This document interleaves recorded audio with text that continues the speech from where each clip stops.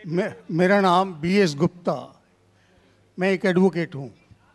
दो कम्युनिटीज़ जो भारत में रहती हैं जी, दो कम्युनिटीज़ जो भारत में रहती हैं, मेजॉरिटी कम्युनिटी 80% जिसको कहते हैं हिंदूस और 20% मुस्लिम्स, उनके बीच में गलत या सही ये भावना है कि इस्लाम जो फैला था वो तलवार के ज़ोर से फैला था।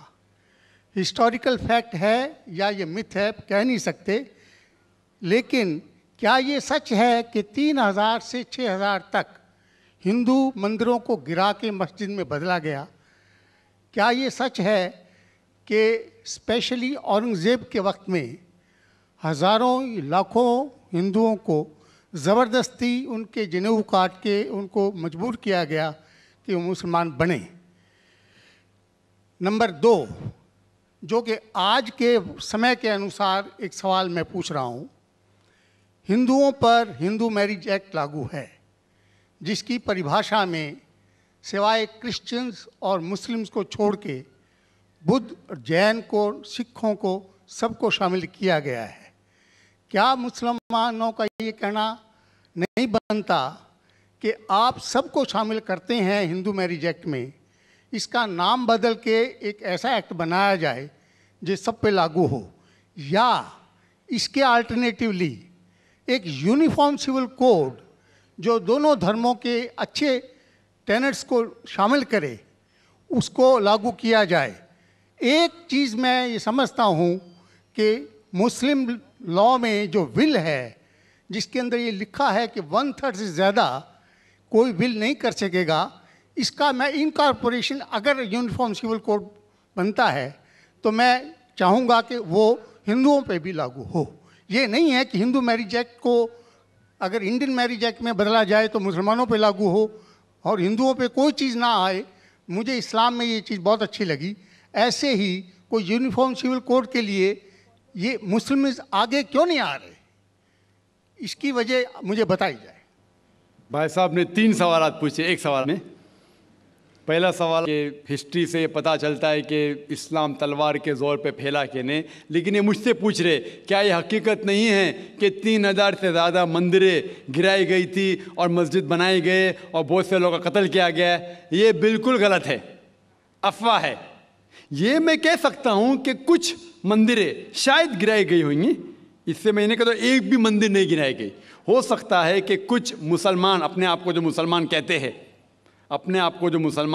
हैं उनने आके कुछ मंदिरों को गिराया होगा और मस्जिद बनाया होगा, हो सकता है।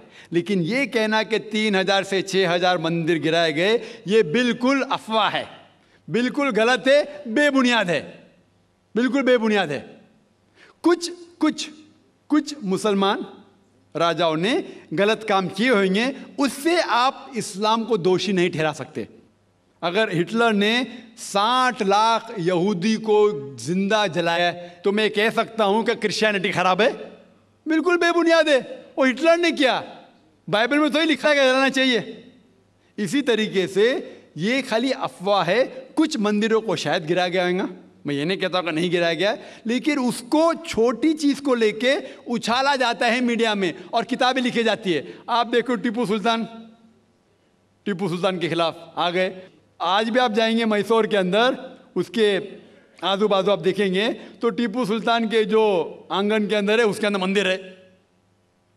अगर आप ये कहते सच है कि 3000 से 6000 मंदिर को गिराया गया था तो आप कैसा जिंदा बचे? आप कह रहे थे कि हजारों लोगों को कत्ल किया गया, आप कैसा जिंदा बचे? आप जिंदा बचे ये शहादत दे रहा है कि मुसलमान तलवार के जोर पे नहीं फैला। अगर ये सच होता था, आपने कहा हजारों लोग का कत्ल किया, कुछ लोग का शायद कत्ल किया गया। देखो हर मजहब में there are black sheeps in every community. कुछ लोग हर मजहब में खराब निकलते हैं, वो मजहब की गलती नहीं, वो मजहब के मानने वाले की। क्रिश्चियन में आपको कुछ खराब लोग मिलेंगे, मुसलमान में मिलेंगे, हिंदू में मिलेंगे। अभी आप देखेंगे हिंदुस्तान के मुसलमान कुछ लोग ड्रग में डील करते, ड्रग में धंधा करते। ड्रग तो हराम है इस्लाम में, करते तो उनको दोष देना चाहिए, इस्लाम को नहीं। इसी तरीके से आप जो कह रहे हजारों लोगों का कत्ल किया, ये बिल्कुल बेबुनियाद चीज़ है। कुछ लोग का शायद किया होगा और ये ही सबूत है, मैंने मेरी तकरीर में कहा कि 80% से ज़्यादा गैर मुस्लिम हिंदुस्तान में हैं। ये शहादत दे रहे हैं कि इस्लाम तलवार के ज़ोर पे नहीं फैला। आप लोग को क्यों छोड़ा उन लोग ने? आप उनके रिश्तेदार तो नहीं थे ना, आपको क्यों छोड़ा? 800 मिलियन 80 करोड़ गैर मुस्लिम को छोड़ा क्यों उनने? क्यों छोड़ा? अगर दम ही था, हुकूमत की 1000 साल सब लोग को मुस्लिम बनाते थे। इससे ये जाहिर होता है कि इस्लाम तलवार के बलबूते पे नहीं फैला। कई लोग, कई गैर मुस्लिम इस्लाम से मुतासिर होके उन्होंने इस्लाम कबूल किया। तो ये कहना बिल्कुल गलत है। आपका दूसरा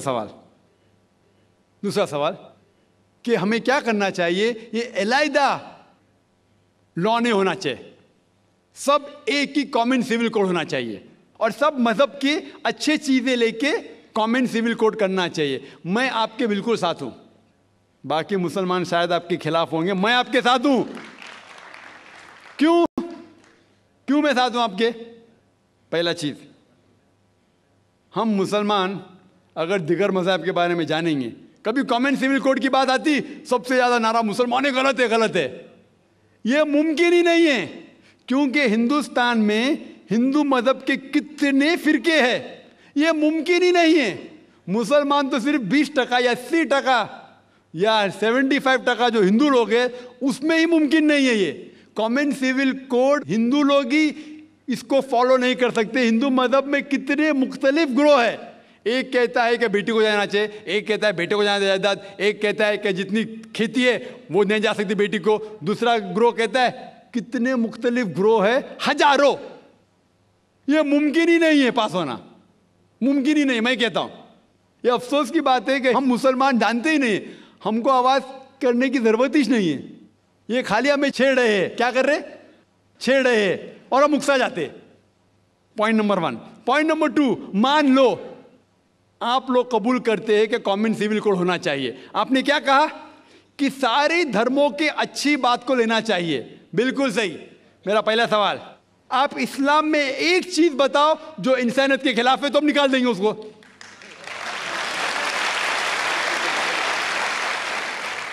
आपका यह कहना बिल्कुल सही है कि बाकी मज़ाहिब की अच्छी चीजें जो है, मिसाल के तौर पे मैंने तकरीर की similarities between Hinduism and Islam, तो जो अच्छी चीजें हिंदुइज्म की मैं ले चुका हूं।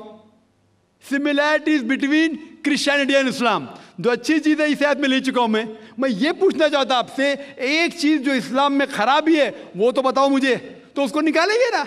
लेकिन मंच के ऊपर जब डिबेट होएगा, इंशाल्लाह मैं आऊंगा इंशाल्लाह। हाँ, मंच पे जब डिबेट होएगा कि हम क्या करेंगे, हर मज़हब की अच्छी चीज लेंगे। तो मैं ये चाहता हूं कि इस्लाम की तरफ से उस मंच पे, उस स्टेज पे इंशाल्लाह मैं आऊंगा। ये चैलेंज है। कोई भी शख्स हिंदुस्तान में हो, मिनिस्टर हों दो, कोई भी स्वामी हों दो, कोई भी शंकराचार्य हों दो, इंशाल्लाह मैं तालिब इल्म हूं इस्लाम और दीगर मज़हब का। मैं तस्लीम करता हूं कि डिबेट होना चाहिए, हक बात जो निकली, लेकिन उसके ऊपर अमल भी होना चाहिए। हक बात जो सबसे बेहतरीन है इंसानियत के लिए, उसके ऊपर अमल होना चाहिए। इसलिए जो आखिरी किताब जो अल्लाह सुब्हानहू व तआला नाजिल की कुरान शरीफ, वो इंसानियत के लिए सबसे बेहतरीन किताब है, उसके ऊपर अमल होना ही चाहिए। आपका तीसरा सवाल, क्या ये हिंदू जो है इनहेरिटेंस के अंदर, ये इनहेरिटेंस जो होता है इस्लाम के अंदर, 1/3 हिस्सा, 1/3 हिस्सा हम विल में दे सकते, देना जरूरी नहीं है, दे सकते हैं। इस्लाम के जो विल के अंदर जो आता है इनहेरिटेंस, वो कुरान की आयत है सूरह निसा की सूरह नंबर 4 आयत नंबर 11, 12 और 176। उसमें कहा गया है कि जो भी आपकी जायदाद है, अल्लाह सुब्हानहू व तआला कह चुका है कि आपके बेटे को बेटियों से डबल मिलेगा। आगे लिखा गया है आपके वालिदैन को 1/6 मिलेगा। सिर्फ अगर बच्चे हैं तो वालिद वालदा को दोनों को 1/6, अगर बच्चे नहीं है तो वालदा का 1/3। आगे बढ़ती आयत नंबर 12 पे लिखा है कि आपकी बीवियां जो आपके लिए छोड़ेंगी, अगर बच्चे नहीं आपको आधा मिलेगा, बच्चे हैं तो 1/4 मिलेगा। आप जो आपके बीवियां के लिए छोड़ते हैं, बच्चे नहीं तो उनको मिलेगा 1/4, 1/4, बच्चे हैं तो 1/8, 1/8। ये डिफिकल्ट है, याद रखना, आप जाके रेफरेंस देख सकते हैं, सूरह निसा सूरह नंबर 4 आयत नंबर 11 से 12। और इसके बाद अगर आप किसको विल करना चाहते हैं अपनी जायदाद, मैक्सिमम 1/3, लेकिन ये विल जो करेंगे आप, ये इन लोगों में से नहीं होना चाहिए। आप नहीं कह सकते कि मैं मेरे बेटे से ज़्यादा मोहब्बत करता हूँ, बड़े बेटे से, इसलिए उसको ज़्यादा दूंगा, ये बिल्कुल गलत है। लेकिन जो ये दायरे में नहीं आते हैं इनहेरिटेंस के, उनको आप 1/3 हिस्सा दे सकते हैं। आप कहते हैं आपको ये चीज़ बहुत पसंद है, आप भी करना चाहते हैं, आपको कौन रोक रहा है?